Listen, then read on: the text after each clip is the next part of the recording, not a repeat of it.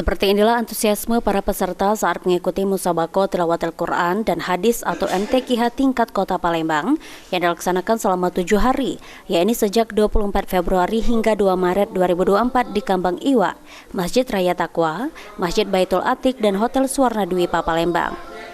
PLT Kabak Kesra Setda Palembang Marwansyah mengatakan, MTQH ini memperlombakan 14 cabang yang diikuti oleh 560 peserta dari perwakilan 18 kecamatan Kota Palembang seperti cabang tilawah, anak, remaja, dewasa, dan tunanetra. Murotal, tahfiz Al-Quran 1 juz, 5 juz, 10 juz, 20 juz, dan 30 juz. Tafsir meliputi 3 bahasa, yaitu bahasa Indonesia, Inggris, dan Arab, dan cabang hot kaligrafi yang meliputi 4 kategori, yaitu dekorasi, hiasan musyaf, kontemporer, dan naskah.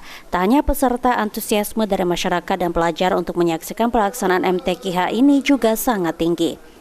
Sekretariat itu terdaftar 560-an peserta yang berasal dari 18 kecamatan sekota Palembang. Mungkin antusias dari masyarakat sendiri dibanding ketimbang dari tahun sebelumnya mungkin. Alhamdulillah, jadi sepertinya masyarakat lebih rame tahun ini, ditambah lagi seperti yang tadi kita saksikan ada pelajar-pelajar yang juga melihat pelaksanaan MTQ ini, sehingga MTQ bukan cuma disaksikan oleh peserta tetapi ada juga masyarakat dan siswa yang datang. Mungkin untuk perlombaan kali. Salah seorang peserta MTQH dari Kecamatan Gandus, Nurholis, mengikuti cabang tilawah, dan untuk itu persiapan sudah dilakukan jauh-jauh hari. Diharapkan kegiatan ini dapat meningkatkan religius masyarakat Kota Palembang. Ini tahun ketiga ya. Mungkin persiapan dari kita sendiri.